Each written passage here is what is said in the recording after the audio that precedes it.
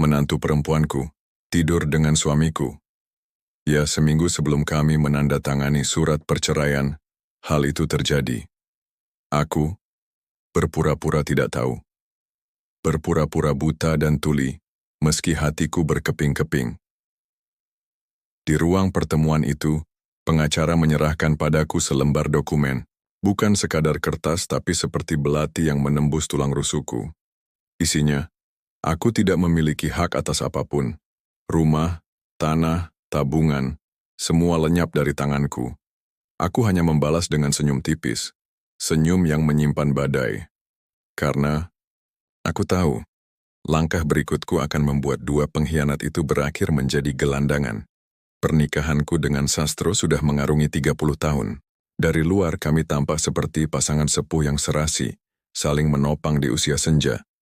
Orang-orang menatapku dengan hormat, menganggapku istri teladan, setia, sabar dan ramah. Meski rambutku telah memutih dan kekuatan tubuhku tak lagi sama. Aku memainkan peran itu terlalu baik, sampai-sampai aku hampir percaya pada kebohongan yang kuciptakan sendiri, bahwa aku bahagia. Pagi itu, seperti rutinitas biasa, aku menyiapkan sarapan. Meja makan besar di ruang tengah hanya terisi 2 piring, milikku dan milik Sastro. Bagas, anak kami satu-satunya, sudah lama menikah dan tinggal bersama istrinya, Sekar, di rumah sebelah, rumah yang aku dan Sastro bangun dengan penuh cinta. Untuk mereka, tak pernah sedikit pun kubayangkan, rumah itu justru akan menjadi sumber luka terdalam dalam hidupku. Sastro duduk di hadapanku, memainkan sendok garpu sambil membaca koran, kebiasaan lamanya yang tak pernah hilang. Namun tatapan matanya sudah berbeda. Bertahun-tahun ia tak lagi menatapku dengan penuh rasa. Saat berbicara, suaranya hambar, datar, seperti membaca naskah tanpa nyawa. Surat perceraiannya sudah siap, Ratri, katanya tanpa menoleh. Aku tidak terkejut. Kalimat itu sudah lama berputar-putar di kepalaku.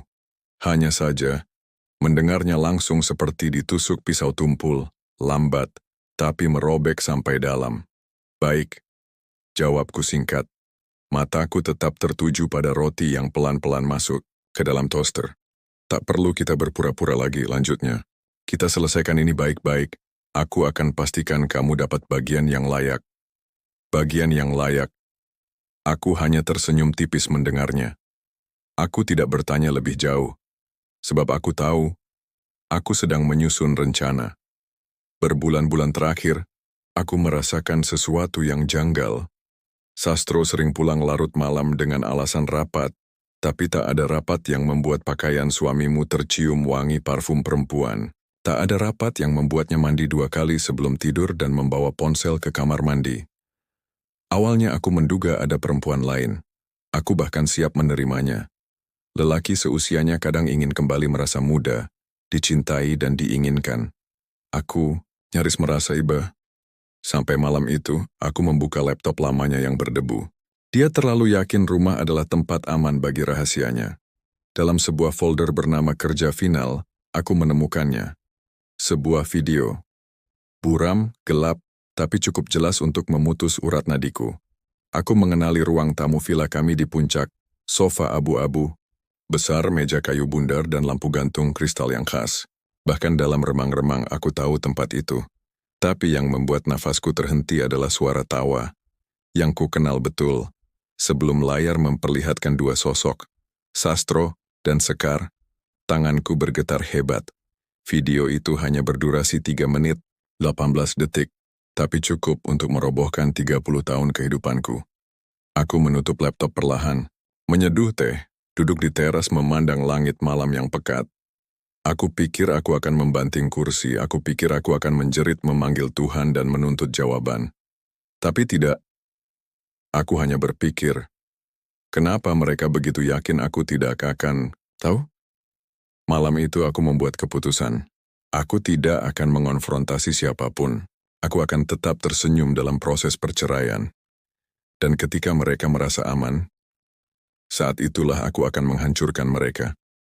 Sejak itu, aku melihat segalanya dengan mata baru. Mata seorang perempuan yang tahu ia dikhianati, tapi tak lagi mau menangis.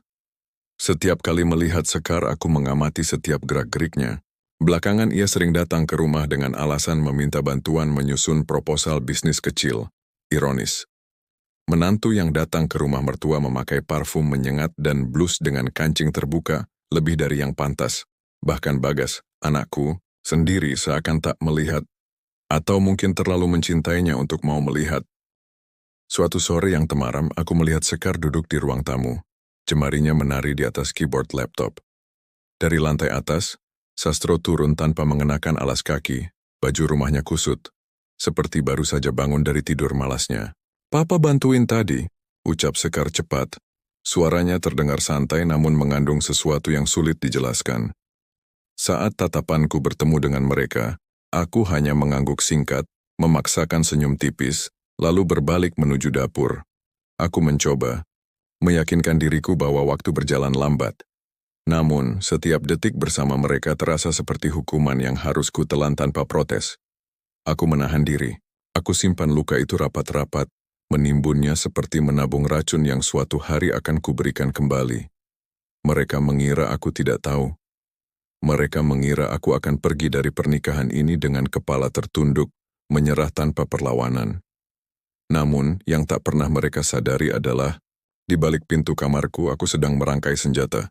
Di sudut lemari kayu tua, tersembunyi rapi dokumen-dokumen lama, sertifikat rumah, surat kepemilikan saham, dan buku tabungan bersama. Sastro selalu menganggap urusan keuangan rumah tangga adalah wilayah kekuasaannya. "Aku hanya perlu tanda tanganmu," begitu katanya dengan nada meremehkan. Dulu aku Ratri, selalu patuh, tapi kini aku membaca setiap kata, menelaah setiap angka, mempelajari pola transaksi yang ia lakukan. Aku bahkan merekam diam-diam setiap percakapan penting kami. Suatu malam, saat Sastro terlelap, aku memegang tangannya, menempelkan jarinya ke sensor sidik jari ponselnya. Begitu layar terbuka, aku masuk ke dunia pesan-pesan yang tak pernah dimaksudkan untuk mataku. Dia seperti patung hidup. "Nggak akan ngerti, sayang," tulis Sastro pada Sekar.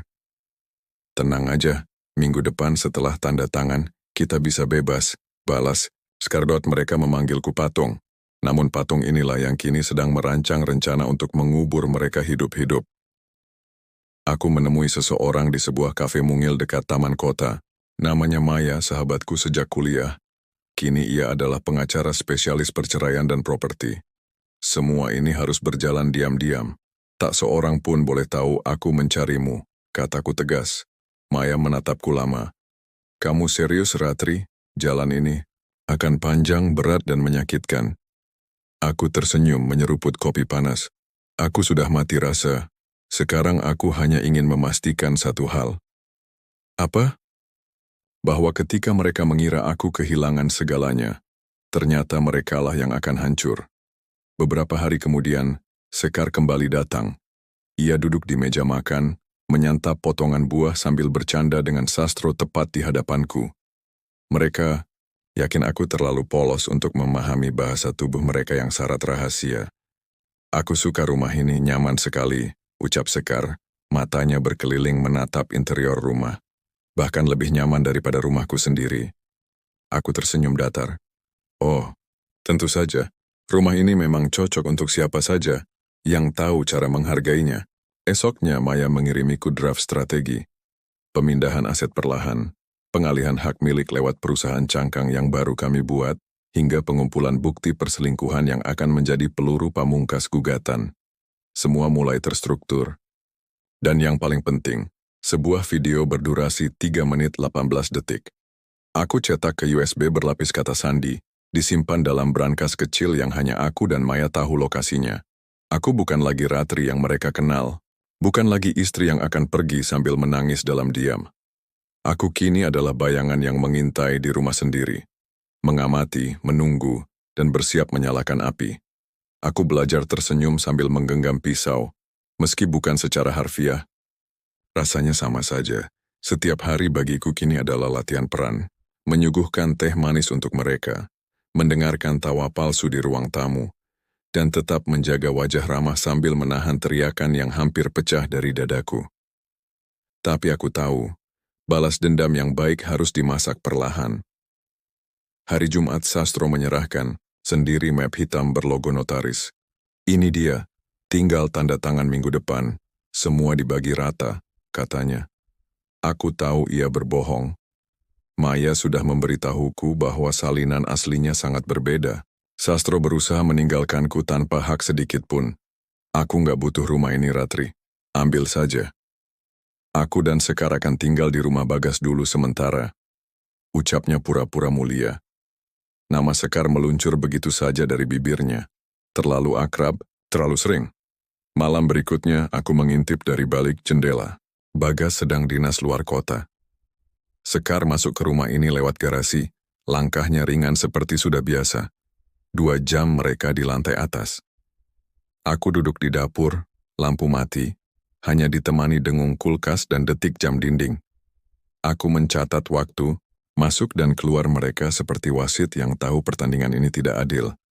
Keesokan harinya Maya berkata, rencana berjalan lancar, tapi kita harus bergerak cepat. Sastro mulai memindahkan sahamnya ke perusahaan fiktif. Kalau kita terlambat, kamu akan kehilangan segalanya. Mataku kemudian menangkap berkas kecil bertuliskan perjanjian pranikah rahasia. Apa ini? Tanyaku. Dia membuat perjanjian baru tanpa kamu tahu. Dan tanda tanganmu dipalsukan, Ratri, jawab Maya. Jantungku berdegup kencang. Sastro bukan hanya mengkhianati, tapi mencoba menjarah hidupku sepenuhnya. Hari itu aku mengukir sumpah baru di hatiku. Mereka akan kehilangan segalanya. Bukan hanya uang, tetapi nama, wajah, rasa aman, dan harga diri. Malam minggu itu, rumah kosong. Bagas masih di luar kota. Aku melihat Sekar dan Sastro meninggalkan rumah bersama, menaiki sebuah mobil hitam yang melaju tanpa tergesa. Dari balik tirai aku tahu persis kemana roda itu akan membawanya, menuju sebuah villa di puncak, tempat di mana semua rahasia terburuk, mereka pernah terpatri dalam rekaman. Malam itu aku memutuskan untuk mengikuti, bukan dengan niat menghadang atau merusak momen terlarang mereka, tetapi untuk menanamkan mata-mata baru, sebuah kamera malam, tanpa cahaya, tanpa suara, namun sanggup menelanjangi kebohongan dari sudut-sudut yang tak akan pernah mereka sangka. Kamera yang akan menjadi saksi bisu, bukti pamungkas, yang kelak tidak akan kukirim pada polisi, pengacara, atau keluarga besar. Tidak. Bukti itu hanya akan kutujukan kepada Bagas, darah dagingku sendiri. Karena jika aku ingin menghancurkan Sekar, aku harus merobek satu-satunya mahkota yang masih membuatnya dipandang berharga di mata orang banyak. Statusnya sebagai istri setia. Aku kembali ke rumah dengan napas memburu. Perjalanan dari puncak menuju kota terasa seperti mengarungi mimpi buruk yang enggan berakhir. Tangan ini gemetar saat memasang kamera, bukan lantaran takut, melainkan sadar bahwa yang kulakukan telah melampaui batas pembalasan. Ini adalah pengkhianatan terhadap darahku sendiri, terhadap Bagas, putra yang kulahirkan. Tapi aku tak lagi punya jalan lain. Sekar harus dihancurkan sampai ke akarnya. Dan akar itu adalah kebodohan Bagas yang terjerat cinta pada perempuan yang salah. 2 hari berselang, rekaman dari kamera itu secara otomatis terkirim melalui cloud ke folder rahasia yang kubagi dengan Maya. Aku tak segera menontonnya. Aku sudah tahu isinya, dan hatiku tak sanggup kembali menanggung siksaan seperti rekaman pertama. Tapi kali ini, aku punya tujuan lain. Bagas pulang pada Senin pagi. Ia memelukku seperti biasa, lelah namun tetap hangat. Tidak menyadari bahwa bagi seorang ibu yang tahu istrinya sedang berbagi ranjang dengan ayah kandungnya, pelukan itu terasa seperti hunjaman belati. Bu, ini coklat dari Belanda, katanya. Bagus buat jantung, ucapnya sambil terkekeh ringan. Aku membalas senyumnya, menyimpan kalimat pedih di dalam hati. Kamu yang butuh itu, nak. Jantungmu akan remuk kalau kau tahu kebenarannya. Meski begitu, aku tetap memainkan peran sebagai ibu penyambut kepulangan, membuatkan kopi, mendengarkan keluh lelahnya soal pekerjaan. Bagas mungkin bukan suami yang sempurna, tapi ia adalah anak yang tak pernah melukaiku, dan justru itulah yang membuat semua ini semakin menyayat. Sore harinya aku mengirim sebuah email dari akun anonim. Tak ada subjek, tak ada kata pengantar, hanya tautan menuju video berdurasi 7 menit 13 detik. Rekaman terbaru dengan sudut yang tak dapat dibantah. Aku tahu Bagas akan membukanya, dan aku tahu, detik itu juga, dunianya akan runtuh. 3 jam setelah email terkirim, suara bentakan pintu Sekar menggema. Dari balik jendela dapur, kulihat Bagas melangkah masuk dengan amarah membara. Sekar yang baru keluar dari kamar tampak terperangah. Mereka bertengkar hebat, meski kata-kata tak jelas terdengar. Gerak tubuh mereka berbicara lantang. Saat Sekar mencoba meraih pundaknya, Bagas menepis kasar. Lalu keluar kalimat itu, kalimat yang menyalakan api di seluruh sumsumku. Kau tidur dengan ayahku, Sekar. Ayah kandungku. Teriakan itu membelah senja seperti halilintar. Aku menutup tirai, menunduk, membiarkan air mata menetes. Bukan karena sedih, tapi karena bom yang kutanam akhirnya meledak, dan serpihannya mulai menebas. Malam itu rumah sebelah gelap total. Bagas menginap di rumah. Aku nggak bisa tidur di sana, Bu, ucapnya lirih. Aku hanya memeluknya. Meski di dalam hati tahu ia telah menjadi bagian dari rencanaku, entah disadari atau tidak, ia membantu membuat Sekar kehilangan pijakan. Beberapa hari kemudian, Sekar datang seorang diri. Tanpa riasan, tanpa senyum, hanya wajah penuh luka dan ketakutan. Ia duduk di ruang tamu, mencoba tersenyum tipis. Bu, saya tahu ibu dengar dari Bagas. Tapi saya bisa jelasin semuanya. Aku menatapnya lama. Ingin benar-benar mengukir wajah perempuan yang telah menghancurkan dua lelaki dalam hidupku. Sekar, ucapku pelan, kau tahu apa yang paling menyakitkan dari pengkhianatan? Ia menatap bingung. Bukan karena dikhianati. Lanjutku, tapi karena dikhianati oleh orang yang kita anggap keluarga. Sekar mulai menangis. Saya khilaf, Bu. Semua ini terjadi begitu saja. Tidak ada yang terjadi begitu saja, Sekar, ucapku tajam. Kecuali kecelakaan. Dan ini bukan kecelakaan, ini rencana. Rencana yang kau susun bersama suamiku. Ia terdiam, gemetar. Ibu mau apa? Aku tersenyum tipis. Kau akan tahu saat waktunya tiba. Satu demi satu mereka goyah. Sekar kehilangan Bagas. Reputasinya sebagai istri teladan hancur di mata lingkungan sosialnya. Grup arisan istri pejabat mulai menyingkirkannya pelan-pelan. Sastro mulai gelisah karena pengalihan sahamnya tersendat akibat sabotase laporan keuangan yang kulakukan lewat Maya. Aku tetap di rumah, menyeduh teh, membaca buku, namun setiap tegukan terasa seperti satu langkah lagi menuju kehancuran mereka. Hingga hari itu tiba. Hari yang kutunggu layaknya tamu tak diundang sepanjang musim. Ruang notaris beraroma kopi basi dan kertas tua. Lampu neon putih memantul di rambut Sastro yang memutih. Ironi pahit seorang pria yang dulu begitu berkuasa. Ia duduk rapi dengan jas hitam, wajah percaya diri. Sekar di sisinya, mencoba tampil tenang, meski kegugupan merayap di matanya. Bagas tidak hadir.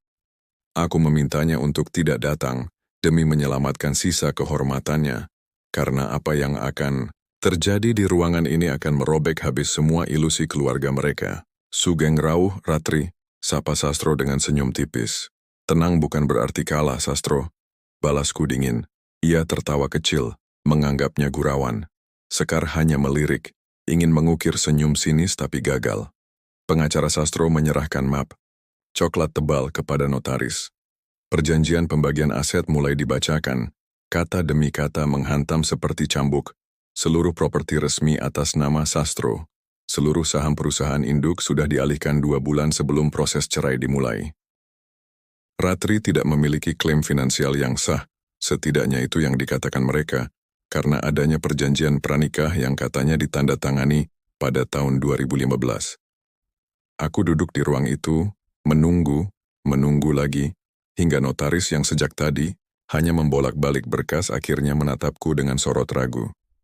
Bu Ratri, apakah Anda setuju? Tanyanya perlahan. Aku menarik napas, bibirku melengkung membentuk senyum tipis.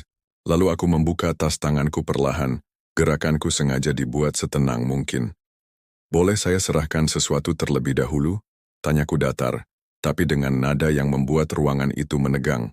Notaris mengangguk singkat. Dari dalam tas aku mengeluarkan sebuah map tipis berwarna biru gelap. Map itu berisi berkas-berkas yang selama ini kusimpan rapat. Dokumen dari Maya, bukti pengalihan saham yang dilakukan secara rahasia, hasil analisa forensik tulisan tangan yang mengungkap tanda tangan palsu, surat kuasa untuk perusahaan cangkang yang menjadi milikku, serta laporan detail penggelapan pajak atas nama Sastro. Notaris mulai membaca perlahan, matanya membesar sedikit demi sedikit. Sekar yang duduk di seberang melirikku gugup, sementara Sastro mengernyit seolah berusaha menyangkal isi berkas itu bahkan sebelum membacanya. Aku mencondongkan tubuh dan berbicara, "Tenang saja. Pertama, perjanjian pranikah ini palsu.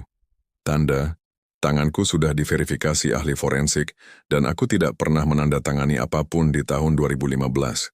Atas pemalsuan dokumen ini, aku akan menempuh jalur pidana." Sastro hendak membuka mulut, tapi aku mengangkat tangan, memotongnya. "Kedua, semua saham perusahaan yang kau pikir sudah kau alihkan ke perusahaan bodong, sebenarnya sudah kuamankan. Semuanya telah dipindahkan secara sah ke badan hukum atas nama perusahaanku, yang kubentuk 3 bulan lalu dengan penasihat hukum resmi. Semua rekening yang terlibat sudah diblokir karena aktivitas mencurigakan dan laporan pajak anonim. Bukti, kami cukup untuk membuat semua ini masuk meja otoritas." Kulihat wajah Sastro mulai memucat. Sekar, yang sejak tadi menggenggam lengannya, kini menunduk. Dan terakhir, ucapku sambil meletakkan sebuah flash disk di atas meja. "Kalau kalian mencoba menyangkal, aku punya bukti visual, video 2 bahkan 3, lengkap dengan tanggal, lokasi, wajah kalian. Semuanya akan menjadi konsumsi publik dalam waktu kurang dari 48 jam kalau aku tidak menandatangani dokumen ini." Ruangan itu langsung sunyi. Hanya terdengar notaris yang terbatuk pelan, mencoba memecah keheningan. Aku bersandar melipat tangan menatap Sekar tajam. "Jadi siapa sekarang yang tak punya hak?" tanyaku datar. Sekar menunduk, tak berani menatapku. Sastro menatapku seperti sedang melihat sosok dari mimpi buruknya. Aku bangkit, tidak menandatangani apapun. Tidak menjawab pertanyaan siapapun, hanya berkata pelan, "Kalian pikir aku akan menangis hari ini, tapi kalian yang akan menangis setiap hari mulai sekarang." Keluar dari ruangan itu, aku menatap langit di parkiran. Hujan gerimis turun, membasahi rambutku. Aku tidak bersorak, tidak tertawa, tidak menangis. Tapi di dalam diriku, suara-suara yang selama ini menggerogoti batinku akhirnya diam. Bukan karena aku menang, tapi karena mereka mulai kehilangan segalanya.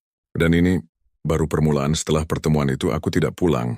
Aku butuh ruang, jauh dari rumah yang masih menyimpan suara-suara hantu, tawa palsu Sekar, langkah kaki Sastro di lantai atas, percakapan singkat yang dulu kukira wajar, tapi ternyata hanyalah bagian dari sandiwara. Aku memilih tinggal di sebuah hotel kecil di pinggiran kota. Maya menyarankan aku menyingkir sementara. Bukan karena takut, tapi karena dia tahu, ini saatnya panggung berubah. Aku sudah cukup lama memainkan lakon sebagai wanita bodoh. Sekarang giliran mereka memainkan peran paling menakutkan, menjadi orang yang kehilangan segalanya. Kabar itu mulai menyebar pelan. Pertama di lingkaran bisnis Sastro. Sebuah laporan anonim, tentu saja dariku, dikirimkan ke media dan beberapa pesaing lamanya. Isinya detail, pelanggaran pajak, pengalihan aset ilegal, manipulasi laporan keuangan. Foto-foto pendukung pun beredar, termasuk Sastro dan Sekar yang sedang berduaan di villa mencurigakan. Berita itu meledak di lingkup tertentu. Grup WhatsApp istri pejabat yang dulu memanggilku lembek, kini berubah menjadi pengadilan sosial bagi Sekar. Namanya trending, bukan karena busananya, tapi karena julukan barunya, menantu yang menjadi selingkuhan mertua. Seminggu kemudian, aku menerima pesan dari Bagas. "Ibu, kenapa baru sekarang? Kenapa ibu simpan semua ini sendirian?" Aku tidak langsung membalas. Aku ingin dia melihat kebenaran itu sendiri, tanpa terhalang rasa kasihan agar ia sadar bahwa dia juga korban mereka. Bagas tak membalas lagi, tapi aku tahu hatinya hancur, dan aku tak bisa melindunginya dari rasa itu. Yang bisa kulakukan hanyalah mengarahkannya, memanfaatkannya, karena dalam kehancuran seorang lelaki, ada keputusan-keputusan yang bahkan cinta pun tak mampu membatalkannya. Malam itu, Sekar meneleponku. Suaranya parau. Bu, tolong hentikan semua ini. Saya tidak punya tempat tinggal. Bagas keluar dari rumah. Saya tidak tahu harus kemana. Aku diam lama, membiarkannya tenggelam dalam keputusasaan. Lalu aku berkata pelan, "Kamu ingat, Sekar? Dulu kamu pernah bilang rumahku nyaman sekali ya?" Tangisnya berhenti sejenak. "Sekarang kamu tahu betapa dinginnya dunia tanpa atap, dan aku baru saja membiarkanmu tidur di bawahnya." Klik. Telepon. Kututup. Keesokan harinya, Sastro datang ke rumah. Pakaian kusut, mata merah. Bukan karena menangis, tapi karena insomnia. Aku tahu wajah orang yang tak bisa tidur karena takut. "Ratri, tolong. Kamu sudah menang. Apalagi yang kamu mau?" Aku tak mempersilahkannya masuk, kami bicara di teras seperti dua orang asing yang pernah tidur sekasur. "Aku belum menang, Sastro. Kamu masih berdiri. Itu artinya aku belum selesai." Ia tertawa getir. "Kau pikir kau bisa hidup damai setelah semua ini? Damai bukan soal siapa yang kupotong, tapi siapa yang kubiarkan hidup dan menderita," jawabku tajam. Ia menunduk, suaranya serak. "Aku kehilangan segalanya. Saham, nama baik, Sekar." Kalimatnya terhenti. Entah karena Sekar pergi, atau karena ia sadar tak bisa menyelamatkannya. Pahlawan yang bangkrut tak bisa menolong siapapun. Aku menatapnya dari atas. "Aku tidak menghancurkanmu dengan tanganku, Sastro. Aku hanya membuka tirai dan membiarkan semua orang melihat siapa kamu sebenarnya." Satu persatu rekeningnya dibekukan. Maya mengatur semuanya dengan presisi. Perusahaan yang dulu disegani kini diambang pailit. Klien menarik diri. Reputasi yang dibangun selama 3 dekade runtuh dalam 3 minggu. Dan aku tidak meneteskan satu pun air mata. Kini Bagas tinggal bersamaku. Tidak banyak bicara, tapi matanya sudah berubah. Ia bukan lagi anak manja yang memuja ayahnya dan memeluk istrinya setiap malam. Pernah suatu malam ia berkata lirih, "Ibu, aku merasa seperti mayat hidup." Aku menggenggam tangannya. "Kalau begitu bangkitlah." Karena Maya tidak bisa membalas, tapi orang yang hidup bisa memilih menjadi apapun. Dan aku tahu, waktunya sudah dekat. Aku hanya perlu satu gerakan terakhir. Gerakan ini bukan sekadar membuat mereka jatuh tersungkur, tetapi memaksa mereka merangkak di tanah layaknya gelandangan yang kehilangan segalanya. Karena sejatinya, kehancuran terbesar bukan terjadi saat seseorang kehabisan uang, melainkan ketika ia kehilangan wajah, nama baik dan harga dirinya yang dulu diagung-agungkan. Surat itu tak tebal, hanya 2 lembar, namun isinya bagaikan petir yang akan merobohkan 3 pilar sekaligus, seorang suami, seorang menantu, dan sebuah perusahaan. Yang dulu mereka pamerkan di setiap meja makan keluarga. Aku duduk di ruang kerja, menatap amplop yang baru saja diantar oleh Maya. Di luar, matahari perlahan merunduk di cakrawala, seolah semesta pun ikut membungkuk memberi penghormatan pada babak akhir sebuah sandiwara panjang. Hari itu, aku tahu waktunya sudah tiba. Aku mengirimkan satu surat ke tempat yang paling strategis. Sebuah media nasional yang terkenal berani membongkar skandal kelas atas. Media itu punya wartawan yang latar belakangnya ku kenal. Dia seorang perempuan yang pernah jadi korban penipuan dalam rumah tangganya sendiri, yang tentu paham perihnya luka seperti ini.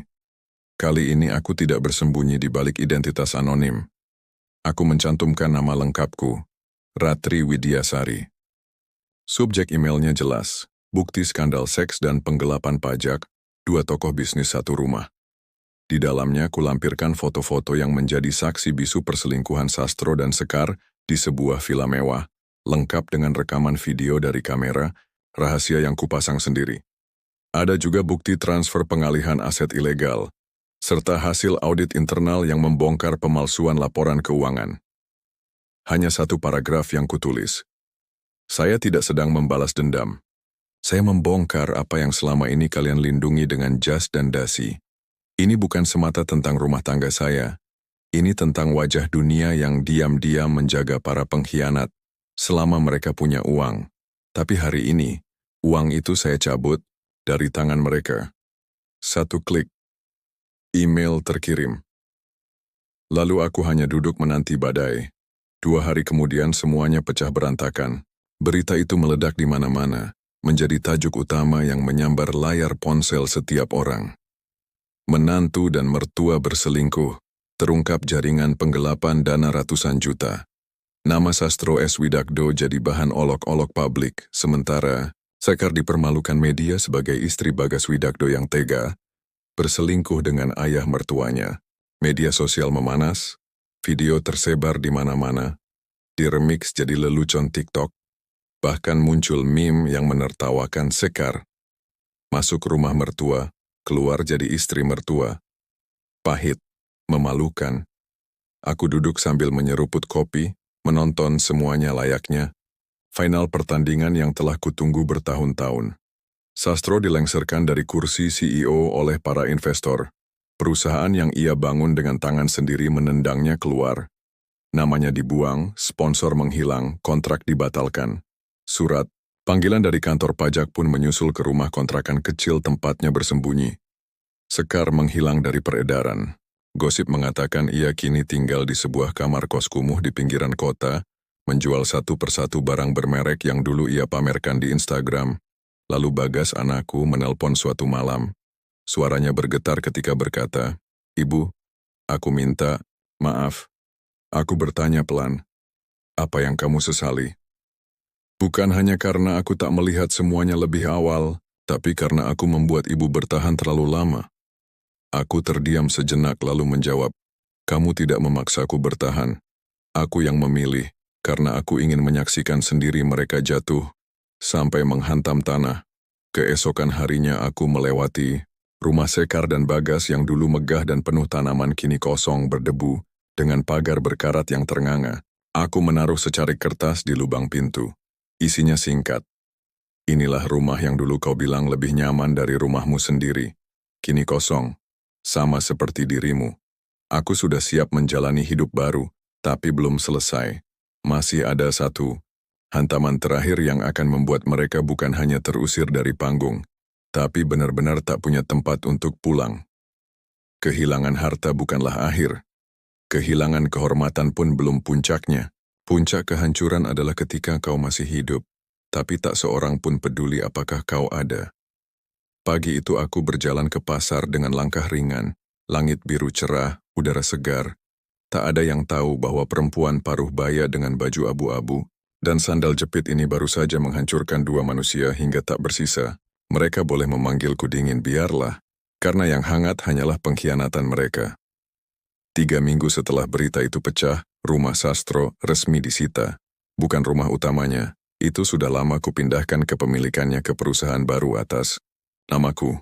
Yang disita adalah rumah lama yang ia sembunyikan, lengkap dengan mobil mewah yang dibeli atas nama asisten keuangannya. Semua terbongkar berkat Maya, dan aku membayar mahal demi memastikan proses hukum itu tak bisa ia hentikan. Sekar pun dilaporkan oleh 2 brand besar yang pernah menjadikannya duta.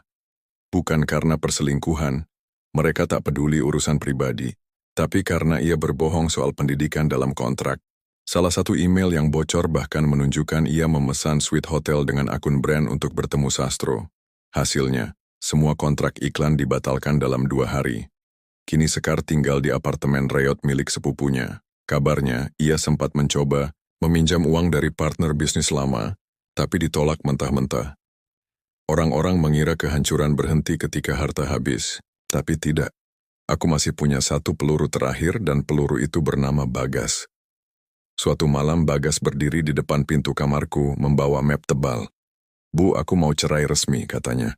"Dan aku akan menghapus nama ayah dari semua bisnis yang aku punya." Aku menatapnya. "Kamu yakin dia bukan ayahmu lagi?" Ia menjawab, suaranya pecah. "Bukan. Setelah dia tidur dengan istriku, dan setelah dia mencoba menipu ibu demi uang." Map itu berisi dokumen penarikan saham yang dulu Bagas berikan ke Sastro saat mereka membangun usaha bersama. Sumber penghasilan terakhir yang Sastro andalkan. Kini bahkan itu pun lenyap. Aku mendatangi apartemen tempat Sastro bersembunyi. Berdiri di seberang jalan, menatap jendela lantai 2. Di sana, wajahnya pucat, kurus, dan matanya kosong. Saat pandangan kami bertemu, aku mengangkat tangan, melambai pelan, sambil tersenyum. Senyum terakhir. Malam itu aku berdoa lama, lebih lama dari biasanya. Bukan memohon ampun, bukan meminta maaf. Hanya berbicara pada Tuhan. Aku tahu ini bukan jalan yang mulia, tapi Engkau menyaksikan Tuhan. Engkau tahu bagaimana mereka menikamku. Bertahun-tahun tanpa sedikit pun hukuman. Maka, kali ini, biarkan aku yang menjadi hukumnya. Keesokan paginya teleponku kembali berdering. Seorang wartawan, yang kemarin sempat menemuiku, kembali menghubungiku. Suaranya terdengar penuh antusias, namun juga mengandung nada hati-hati. Ibu, maukah ibu tampil, menceritakan kisah ibu secara langsung, menyuarakan pengalaman ini sebagai bentuk perlawanan terhadap para istri yang memilih diam ketika disakiti? Tanyanya. Aku terdiam, menarik napas panjang, membiarkan hening menggantung beberapa detik, lalu dengan nada yang pelan namun tegas aku menjawab, aku tidak ingin menjadi pahlawan bagi siapapun. Aku hanya ingin dunia tahu satu hal. Perempuan yang diam bukan berarti perempuan yang bodoh. Kadang kami memilih diam karena sedang mengasah pisau paling tajam yang tak pernah mereka sadari keberadaannya. Wartawan itu terkekeh pelan. Kalimat, yang bagus sekali, ujarnya. Jangan kau tulis di artikelmu, ucapku lagi. Namun ia hanya tersenyum tipis, lalu melangkah pergi. Itu sudah cukup bagiku. Sejak saat itu, Sekar benar-benar menghilang. Begitu pula Sastro. Rumor beredar kemana-mana. Ada yang mengatakan Sastro pernah terlihat tidur di dalam mobil tua, terparkir di sudut halaman kantor yang dulu pernah menjadi miliknya. Tak ada yang menolong, tak ada yang bertanya, tak ada pula yang peduli. Aku tidak pernah membunuh mereka. Aku hanya mencabut tanah tempat mereka berpijak, membiarkan mereka jatuh bebas, tanpa satu pun tangan yang mau atau mampu menarik mereka kembali. Hari itu aku berdiri di depan rumah yang dulu kami bangun bersama. Dulu, dindingnya penuh dengan suara. Tawa kecil Bagas saat masih kanak-kanak, langkah berat Sastro setiap malam pulang, dan deru blender di tangan Sekar ketika ia masih berusaha memerankan diri sebagai menantu yang sempurna. Kini semua itu lenyap, rumah ini sunyi. Namun bukan sunyi yang hampa. Ini adalah sunyi yang utuh, karena di dalamnya tak lagi ada gema kebohongan. Aku memutar kunci, melangkah masuk. Tak ada suara menyambutku, tak ada wajah yang ingin kusapa. Dan justru karena itulah aku merasa pulang. Sudah 2 bulan sejak berita besar itu pecah. Nama mereka menghilang dari pemberitaan. Orang-orang, seperti biasa, bosan dengan cepat. Skandal akan selalu tergeser oleh skandal lain. Namun luka yang mereka bawa, itu tak akan pernah tergantikan. Aku tahu dari Maya, bahwa kini Sastro hidup berpindah-pindah. Ia menjual mobilnya, menjual barang-barang pribadinya, bahkan melepas arloji warisan ayahnya. Tetapi karena semua rekeningnya dibekukan, setiap receh yang ia dapat harus ia kejar layaknya seorang pengemis. Sedangkan Sekar, ia tetap menjadi misteri. Namun sekali waktu aku melihatnya dari jauh, di sebuah halte, rambutnya dibiarkan tergerai acak-acakan. Bajunya lusuh, tatapannya kosong menatap layar ponsel. Aku tidak menghampiri, hanya memotret dari kejauhan. Beberapa hari kemudian aku membuka laptop. Kutulis sebuah surat, bukan untuk mereka, tapi untuk diriku sendiri. Versi diriku yang lama. Untuk Ratri yang dulu terlalu mudah percaya. Kau telah melewati pengkhianatan tanpa membiarkan amarah memakanmu. Kau menyaksikan rumahmu terbakar, tapi tak menjilat apinya. Kau membalas, namun tak menghunuskan pedang. Kau hanya memberi mereka satu pelajaran. Jangan pernah mengira bahwa diam adalah kelemahan. Ku tatap lama tulisan itu, lalu kubuka blog pribadiku yang sudah lama terkubur. Ku aktifkan kembali, bukan untuk menginspirasi siapapun, tapi sebagai penanda bahwa aku pernah ada, dan aku pernah memilih untuk tidak diam tanpa harus berteriak. Beberapa minggu kemudian, undangan datang dari sebuah seminar kecil bertema perempuan dan kehormatan. Mereka memintaku bicara. Awalnya aku menolak, namun Bagas membujukku. Katanya ini adalah saatnya aku tidak hanya membuktikan sesuatu untuk diriku sendiri, tapi untuk semua perempuan yang pernah memilih bertahan, lalu bangkit melawan. Aku pun berdiri di panggung sederhana. Mikrofon bergetar di genggamanku. Namun, ketika aku mulai berbicara, semua mengalir begitu saja. Aku tidak datang ke sini untuk memberi inspirasi, kataku. Aku datang untuk mengingatkan, bagi kalian yang pernah disakiti, dikhianati, dianggap tidak penting, kalian tidak perlu berteriak. Kalian tidak harus membalas dengan membakar. Kadang cukup buka pintu, biarkan mereka pergi, lalu kunci, dan bangun dunia baru di dalamnya. Karena keheningan, bila dipakai dengan tepat, dapat menjadi senjata yang jauh lebih mematikan daripada suara yang lantang. Tepuk tangan yang terdengar tidaklah gemuruh, namun terasa tulus. Malam itu aku pulang dengan langkah yang lebih ringan daripada sebelumnya. Suatu pagi, sebuah paket kecil tiba tanpa nama pengirim. Isinya, sebuah surat dan cincin kawin lamaku. Surat itu hanya berisi satu kalimat, "Kau menang." Aku tidak tahu. Lagi siapa aku? Aku tahu itu dari Sastro. Namun aku tidak membalas. Tidak ada kata yang pantas untuk orang yang sudah selesai menjadi bagian dari hidupmu. Ku kemas ulang cincin itu, meletakkannya di atas kompor.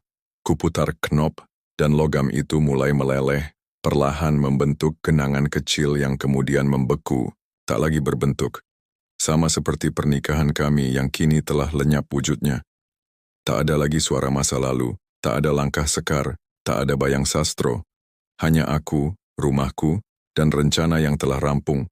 Namun sebelum benar-benar menutup, semuanya masih ada satu hal terakhir. Satu tamparan pamungkas bukan untuk mereka, tapi untuk dunia yang pernah membela mereka. Dunia yang pernah membisukan suaraku, menganggap aku sekadar istri tua yang pantas dikasihani. Aku berdiri di depan cermin tua, menatap wajah yang sama.